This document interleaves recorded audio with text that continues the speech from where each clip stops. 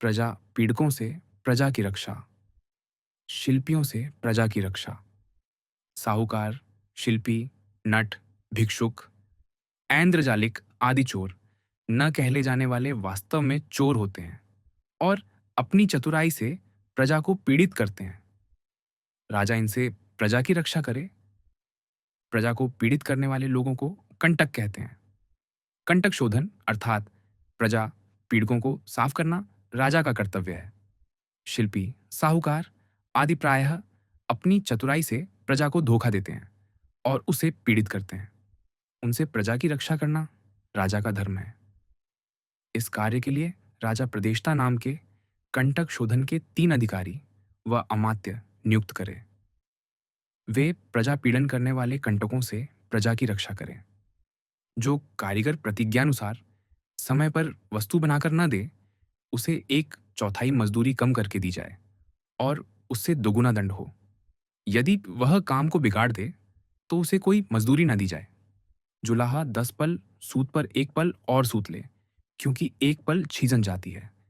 उससे अधिक छीजना हो तो छीजन से दुगुना दंड हो। जितना सूत का मोल हो, उतनी ही बुनने की मजदूरी होती है।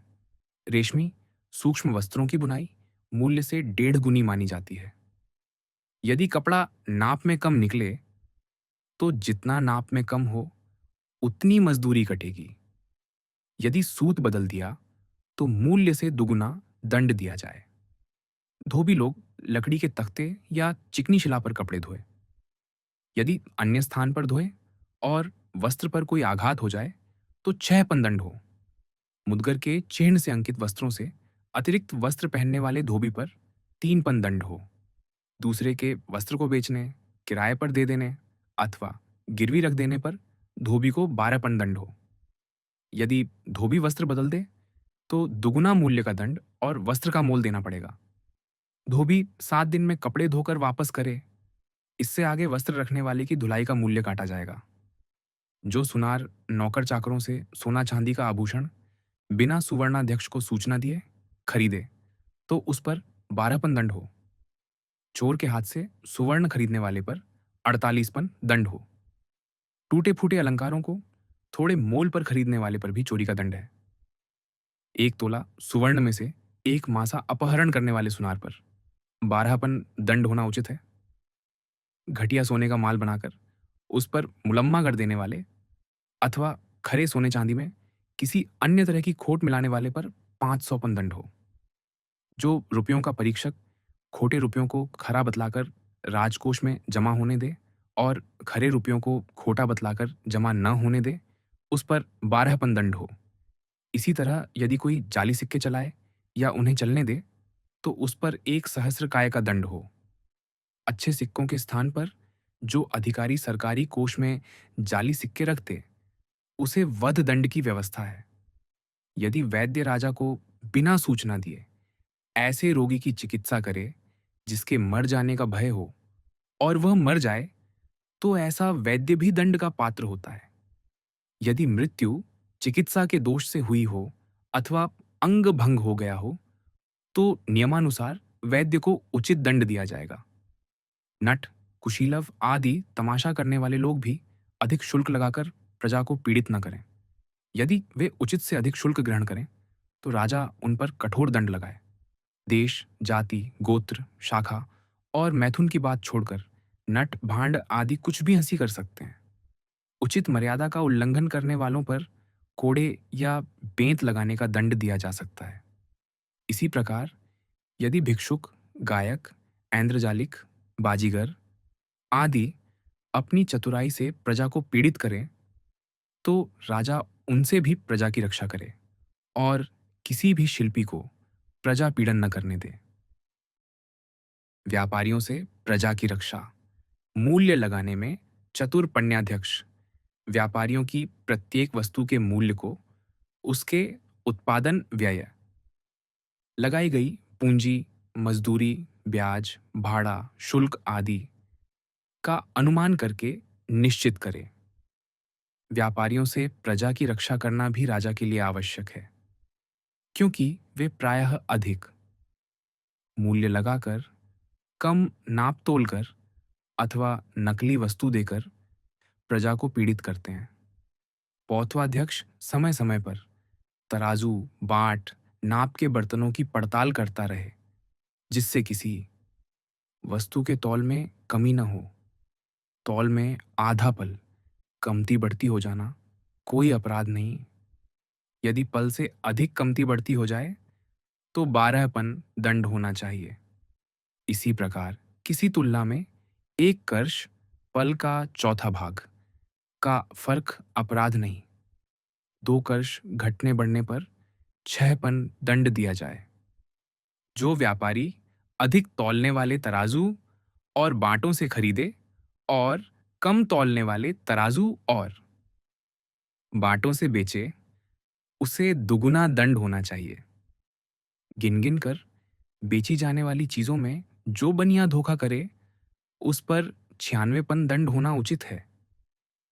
जो व्यापारी घटिया वस्तुओं को धोखे से बढ़िया बताकर बेच देता है, उस पर कीमत से 8 गुना दंड होना चाहिए। बनावटी कस्तूरी, कपूर आदि को असली तथा जो वस्तु जहां उत्पन्न न हुई हो, वहां की बताकर और बनावटी शोभायुक्त वस्तु बनाकर छल करे, उस पर 54 पन दंड होना उचित है। जो व्यापारी धान्य, घृत, तेल, गुड़, लवण, गंध, औषधि आदि वस्तुओं में वैसे ही रंग की कोई चीज मिलाकर बेचे, उस पर 12 क्या दंड होना चाहिए। अपने देश में उत्पन्न वस्तुओं पर प्रतिशत 5% लाभ लेना चाहिए और विदेश से आई वस्तुओं पर 10% लाभ होना उचित है। इससे अधिक मूल्य बढ़ाकर खरीदने बेचने वालों पर 200 पन दंड होना चाहिए। पण्याध्यक्ष प्रत्येक वस्तु के उत्पादन व्यय, लगाई गई पूंजी, मजदूरी, ब्याज, भाड़ा, शुल्क आदि का अनुमान करके उसकी उचित कीमत निश्चित करे। जो व्यापारी मिलकर किसी माल के बिकने को रोक दें और समय पर भाव से अधिक दाम लेकर बेचें, उन पर सहस्रपन दंड होना उचित है। व्यापारी को जो प्रतिदिन लाभ हो, उसका हिसाब बही खाते में लिखना चाहिए। पण्याध्यक्ष किसी समय बही खाते की पड़ताल कर सकता है। यदि माल एकत्र हो जाए और निश्चित कीमत पर न बिक सके, तो पण्याध्यक्ष उसकी कीमत घटा दे। यदि कुछ लोगों ने मिलकर सरकारी माल, कर में दिया गया अनाज, सुवर्ण आदि बेचने का ठेका लिया हो और यदि वे न बेच सकें, तो उनसे छीनकर दूसरों को दे दें। यदि सरकारी माल जल, अग्नि आदि दैवी विपत्ति से नष्ट हो जाए, तो व्यापारी को क्षमा कर दिया जाए। पण्याध्यक्ष प्रत्येक सरकारी माल को उसकी मंडी में ही बिकवाने का प्रबंध करे। यदि सरकारी माल बिकने में देर हो रही हो, तो अन्य व्यापारियों का माल बिकना तब तक बंद कर दिया जाए जब तक सरकारी माल न बिक जाए। वस्तुओं के विक्रय की सदा ऐसी व्यवस्था करे कि प्रजा को किसी प्रकार की पीड़ा न हो। इस प्रकार राजा पण्याध्यक्ष, पौथवाध्यक्ष आदि द्वारा व्यापारियों से प्रजा की रक्षा करे।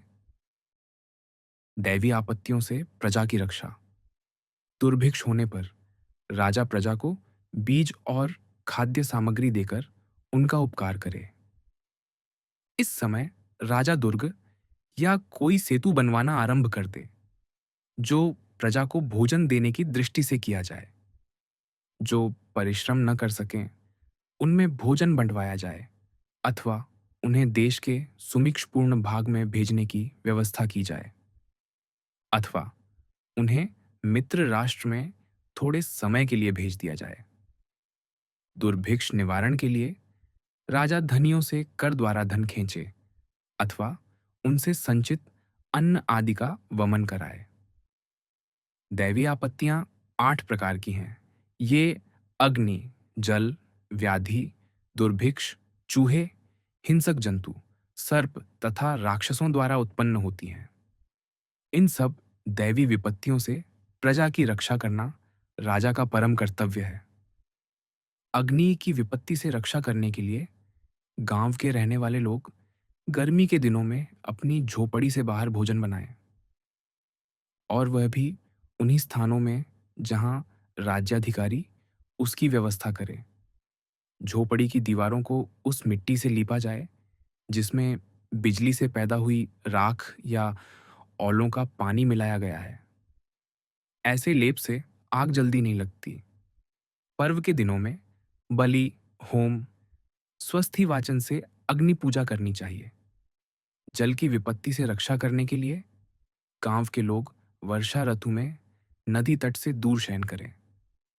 काष्ठ, बांस के बेड़े और नावों का सदा संग्रह रखें।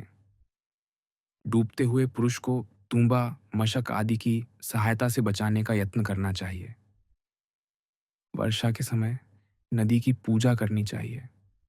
अतिवृष्टि की शांति के लिए तांत्रिक उपायों तथा अथर्ववेद के मंत्रों का प्रयोग करना चाहिए। वर्षा शांत होने पर इंद्र, गंगा, पर्वत तथा समुद्र की पूजा करवानी चाहिए। व्याधि के भय की शांति के लिए चिकित्सक लोग, औषध तथा सिद्ध तपस्वी लोग शांति प्रायश्चित्तों का प्रयोग करें। संक्रामक रोगों की भी इसी प्रकार शांति की जाए। इसी निमित्त तीर्थ स्नान, समुद्र पूजन, गोओं का श्मशान में दोहन, कबंध, ढलाबों का जलाना तथा देव पूजा के लिए रात्रि जागरण आदि कराए जाए। यदि पशुओं में व्याधि अथवा महामारी फैल जाए तो स्थान स्थान पर दीपक दान तथा देव पूजन कराया जाए। दुर्भिक्ष की विपत्ति से रक्षा करने के लिए राजा प्रजा में बीज और खाद्य सामग्री बांटे, अथवा उस समय दुर्ग, सेतु या अन्य कोई सार्वजनिक हित का कार्य, मकान, सड़क आदि आरंभ करा दे जिससे प्रजा को रोजी या भोजन प्राप्त हो। जो परिश्रम न कर सके उनमें भोजन बंटवाया जाए, अथवा उन्हें देश के सुभिक्षपूर्ण भाग में भेजने की व्यवस्था की जाए, अथवा उन्हें मित्र राष्ट्रों में थोड़े समय के लिए भेज दिया जाए।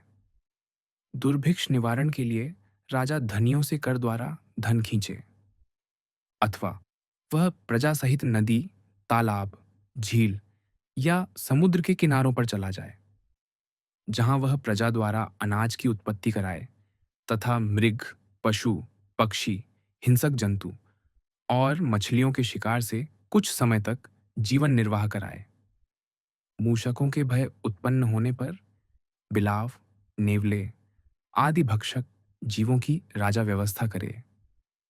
चूहों को पकड़ने तथा विष द्वारा मारने का प्रबंध किया जाए।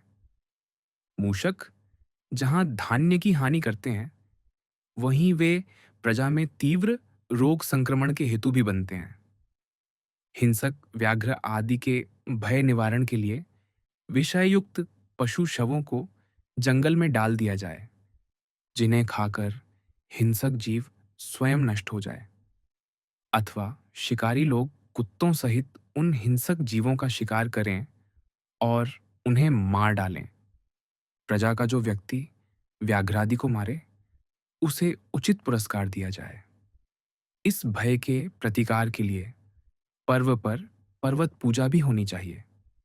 जब सर्पों का भय अधिक हो तो मंत्र, विष और औषधियों से वैद्य उनका प्रतिकार करें।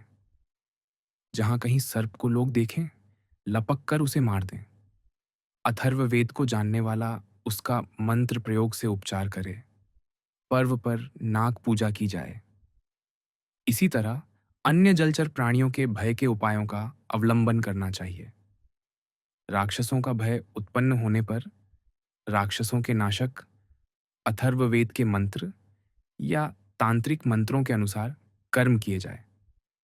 पर्वकाल में वेदी पर छत्र, भोजन सामग्री, हस्तपताका, बकरा आदि की भेंट उपस्थित करके चैत्य अथवा देवालयों में पूजा करनी चाहिए। उपर्युक्त सभी भय में मैं तुम्हें चरु अर्पण करता हूँ, ऐसा मंत्र बोलकर देवता की आराधना करनी चाहिए। राजा भय से ग्रस्त प्रजा की रक्षा करने के लिए माया योग, तंत्र विद्या तथा अथर्ववेद के झांता सिद्ध तपस्वियों को आदरपूर्वक अपने देश में बसने के लिए प्रेरित करे। अपराधियों, चोरों, घातकों आदि की पहचान, प्रदेष्टा नामक राज्याधिकारी गोप तथा स्थानीय अधिकारियों को साथ लेकर बाहर के चोरों की खोज करे। नगर या दुर्गों में नागरिक नामक अध्यक्ष चोरों का पता लगाए। निम्नलिखित लक्षणों से चोर, घातक, लुटेरे अथवा अन्य अपराध करने वाले या अपराध की इच्छा वाले का संदेह किया जा सकता है।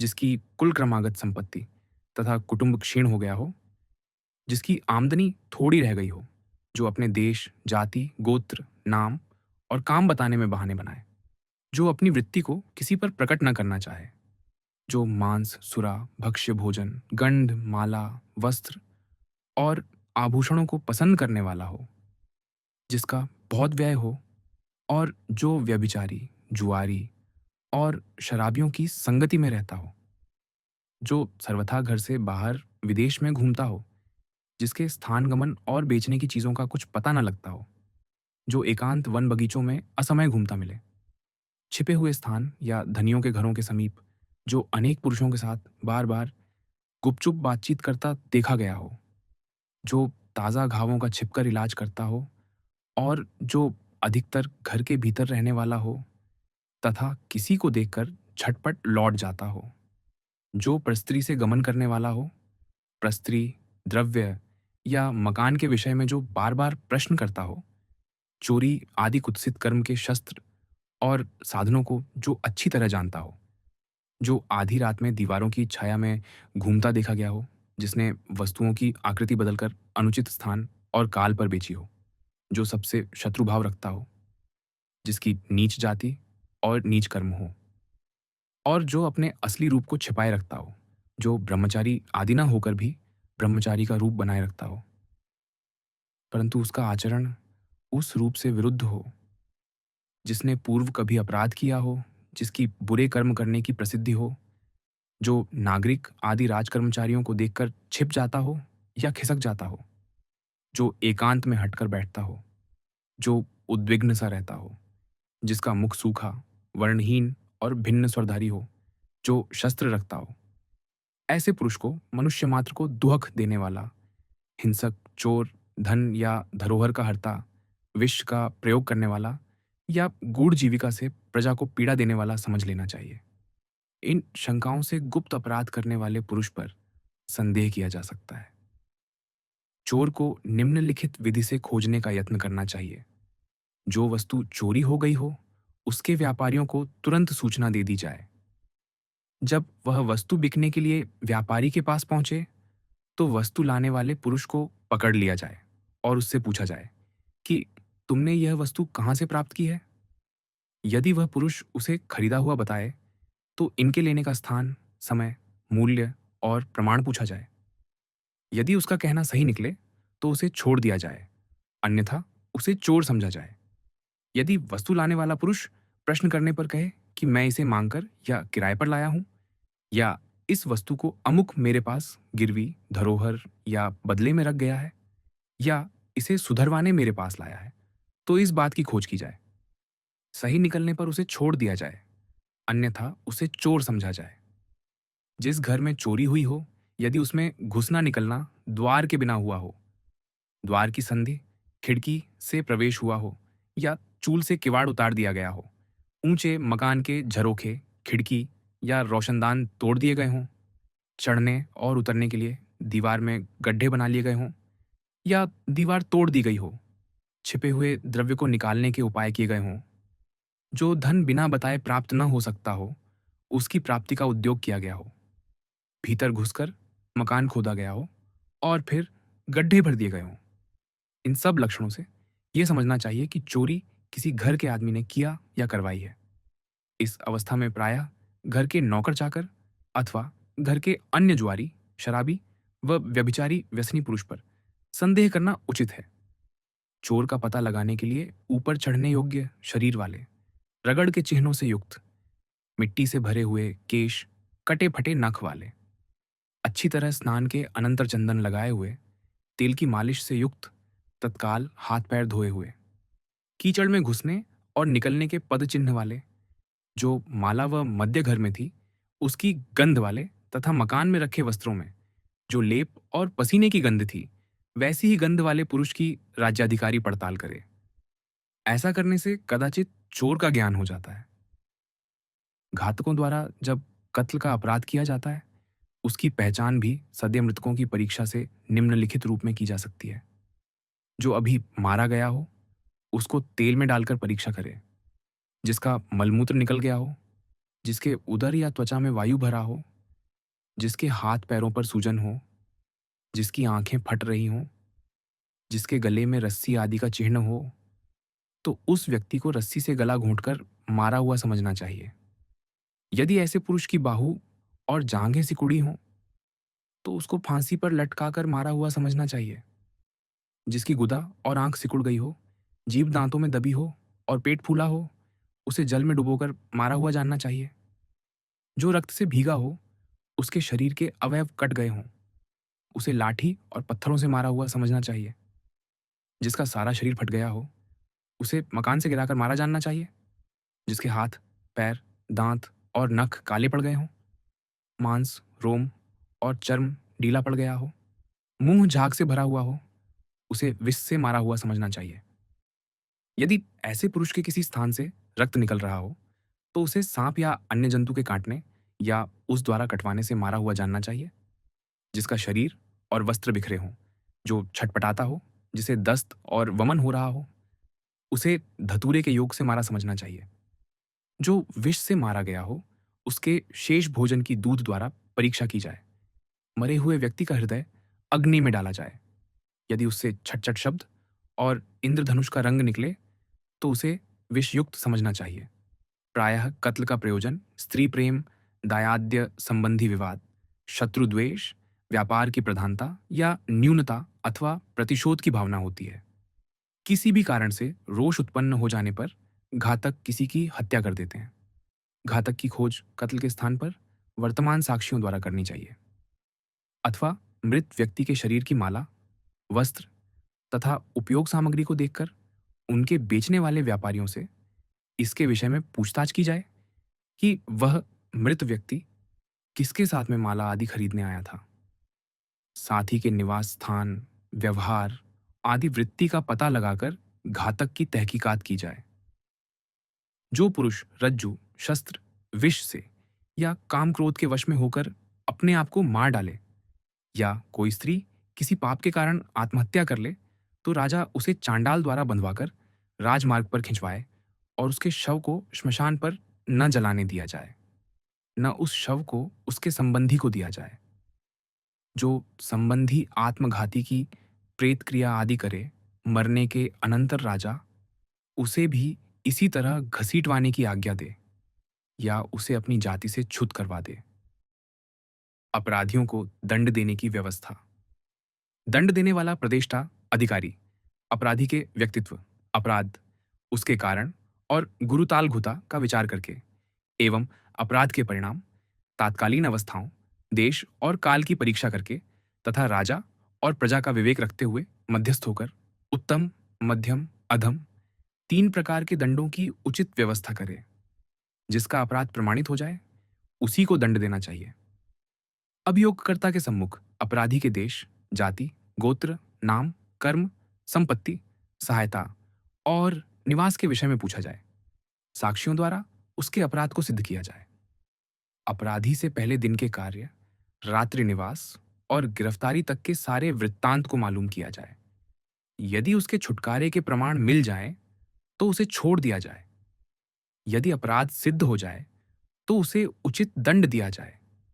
यदि कोई मनुष्य साधु पुरुष को चोर बनाए या चोर को छुपाए, उस पर भी चोर के समान दंड होना चाहिए। यदि चोर ने वैर या द्वेष से किसी अन्य को पकड़वा दिया हो, तो उसकी सफाई हो जाने पर उसे शुद्ध समझकर छोड़ दिया जाए।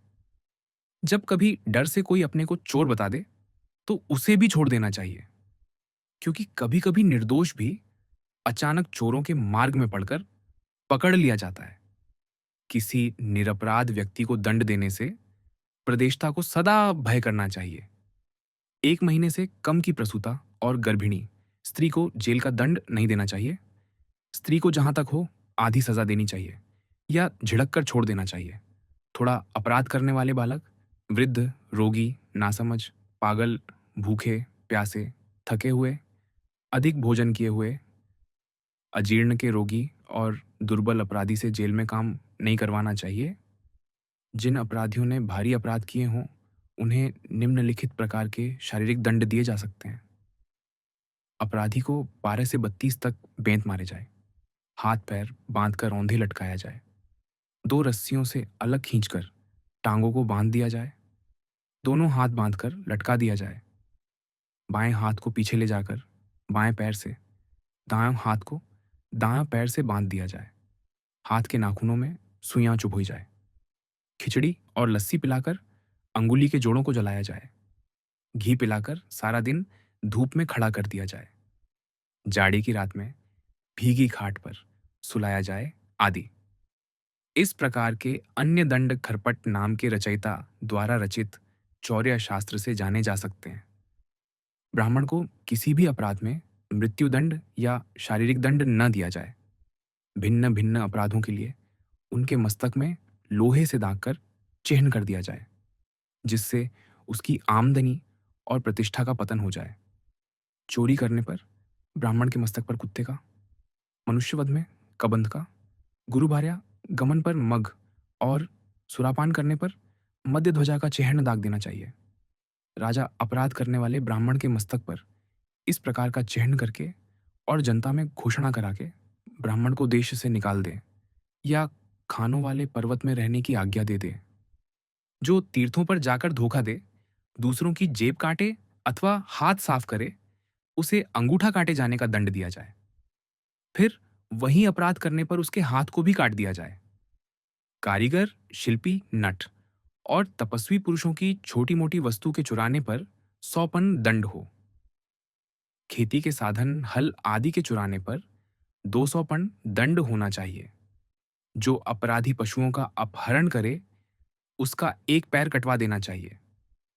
जो शूद्र अपने को ब्राह्मण बतलाए और देवद्रव्य को हर ले, उसे औषधियों का अंजन लगाकर अंधा कर देना चाहिए। जो अभक्ष्य पशुओं के मांस को बेचे, उसका बायां हाथ और दोनों पैर काट देने चाहिए। यदि कोई मनुष्य का मांस बेचता पकड़ा जाए, उसे वध दंड दिया जाना उचित है। देवता की प्रतिमा, सुवर्ण, रत्न अथवा अन्न के अपहरण करने वाले को भी मृत्युदंड दिया जाना उचित है। लड़ाई झगड़े में जो पुरुष किसी दूसरे पुरुष को मार दे, उसे भी कष्टपूर्वक मृत्युदंड देना चाहिए। यदि मद में आकर किसी पर प्रहार कर बैठे, तो उसका हाथ कटवाया जाए। यदि कोई पुरुष स्त्री का प्रहार से, औषधि द्वारा या कठोर काम करवाकर गर्भपात करा दे, उसे भी प्राणदंड दिया जाए। राजा के राज्य को छीनने के अभिलाषी, राजा के रानीवास में व्यभिचार की चेष्टा करने वाले, राजा के शत्रुओं को उत्साह देने वाले अपराधी को उसके सिर और हाथ पर अंगारा रखवाकर मरवा देना चाहिए। माता पिता, पुत्र, भ्राता, आचार्य या तपस्वी के घातक पुरुष को उसकी खाल और सिर पर अंगारा रखवाकर मरवा देना चाहिए। यदि कोई पुरुष अपने माता पिता को गाली दे, तो उसकी जिह्वा में छेद करा देना चाहिए। जो अपराधी जल के रोकने वाले सेतु को तोड़ दे, उसको पानी में डुबो देना चाहिए। जो स्त्री या पुरुष किसी को विष देकर मारे, उसे भी पानी में डुबो देना चाहिए। यदि स्त्री गर्भवती हो, तो बच्चा उत्पन्न हो जाने पर 1 महीने के बाद उसे यह दंड देना चाहिए। जो स्त्री अपने पति, गुरु या संतान को मार दे अथवा घर को आग लगा दे, उसे सांडों से रुंधवाकर मरवा देना चाहिए। जो अपराधी चरागाह, खेत, खलिहान, घर, वन की वस्तु अथवा हाथियों के वन में आग लगा दे, उसे आग में ही जला दिया जाए। जो शस्त्रागार से शस्त्र या कवच चुराए, उसे बाणों से मार डालना चाहिए। जो पुरुष रजोहीन कन्या पर हमला करे, उसके हाथ कटवा दिए जाए। यदि वह कन्या मर जाए, तो उसको भी फांसी दी जाए। जो रजस्वला कन्या पर प्रहार करे, तो उसकी बीच की अंगुली काट दी जाए। जो सगाई की हुई कन्या को दूषित करे, उसके हाथ कटवा दिए जाए। वर्ण के अनंतर कन्या के साथ रतु हो गए हों और किसी कारण से उसका पिता विवाह न करे, तो पति उसे छीन कर ले जा सकता है। क्योंकि जो पिता अपनी कन्या का रतुघात करता है, वह कन्या पर अपना स्वत्व खो देता है। यदि 3 वर्ष तक कन्या के रतु आते रहे और पिता उसका विवाह न करे, तो उसी जाति का कोई भी पुरुष कन्या की इच्छा से उसके साथ संभोग करके उसका पति बन सकता है। यदि 3 वर्ष से अधिक ऋतु होते हो जाए, तो छोटी स्थिति का वर भी उस कन्या से स्वेच्छा से विवाह कर सकता है, परंतु कन्या के आभूषणों पर उसका अधिकार नहीं होगा। यदि वह पति पिता के दिए हुए उन अलंकारों को न लौटाएगा, तो उसे चोरी का दंड दिया जाएगा। यदि कन्या एक बार दिखाई गई हो और विवाह दूसरी से कर दिया जाए, तो विवाह कराने वाले पिता पर 100पन दंड होगा। जो क्षत्रियोनी कन्या को अक्षत्रियोनी बतलाकर विवाह करा दे, उस पर 200पन दंड होगा। जिस स्त्री का पति विदेश गया हुआ हो और देर तक न आए, पति का कोई बांधव उस पर चादर डाल सकता है। उसी बांधव के संरक्षण में स्त्री पति के आने की प्रतीक्षा करे। वापस आने पर यदि पति कोई आपत्ति नहीं करता, तो उन दोनों को क्षमा कर दिया जाता है। यदि पति क्षमा न करे, तो स्त्री के नाक कान काट दिए जाए और उस जार को मार दिया जाए। चोर के हाथ से छुड़ाई हुई, नदी के प्रवाह में डूबने से बचाई गई, दुर्भिक्ष अथवा देश विप्लव के समय वन में छोड़ी हुई, अथवा मरी समझकर फेंकी हुई स्त्री की जो पुरुष रक्षा करता है, वह उसकी अनुमति द्वारा उससे संभोग कर सकता है। परंतु यदि वह स्त्री जाति में श्रेष्ठ हो, संतान वाली हो और उद्धारक के प्रति कृतज्ञ न हो, तो उससे संभोग नहीं किया जा सकता। ऐसी स्त्री को उद्धारकर्ता अपने श्रम का मूल्य लेकर उसके पति को सौंप दे।